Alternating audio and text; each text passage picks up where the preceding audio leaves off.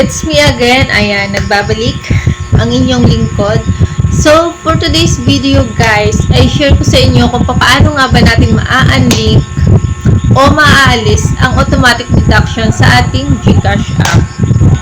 So, yan din ba ang problema mo?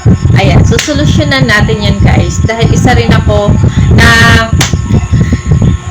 nagkaroon ng automatic deduction sa GCash ko. Ayan guys. So, hindi ko na rin matandaan kung ano ba yung online apps na nilink ko sa aking GCash. Ayan.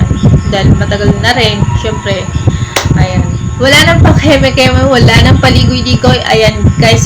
Kung ikaw ay bago lang or napadaan lang dito sa aking channel, huwag mo kalimutan mag-subscribe. Siyempre, like mo na rin at hits mo yung bell button para lagi kayong updated sa aking mga latest upload. Alright, mag-umpisa na tayo. Let's start. A few minutes later. So guys, pumunta tayo sa Play Store.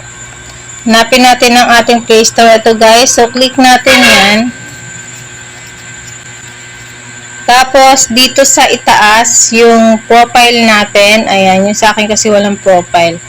Ayan. Then, pindutin lang natin yan. Tapos, pumunta tayo dito sa Payments and Subscriptions. Ayan, click lang natin yan.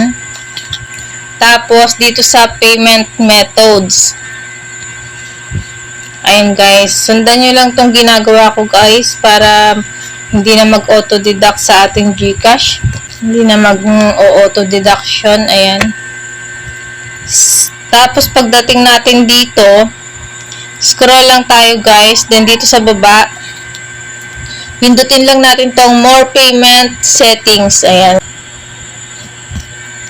So, eto guys. Eto lang yung nakalagay sa akin. Dahil GCash ang problema ko, nag-auto-deduction sa aking GCash. So, i-remove natin to guys dito sa Play Store. So, pindutin lang natin tong remove guys. Ayan.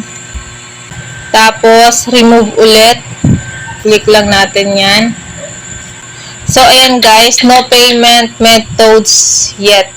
So, ganun lang guys. Then, back na tayo. Ganun lang kadali guys. Kung nakatulong sa inyo ang video ito, huwag niyo kalimutan mag-like, share, and subscribe. Ayun guys. Then kita-kits na lang ulit tayo sa sunod kong video. Thank you for watching. Bye-bye!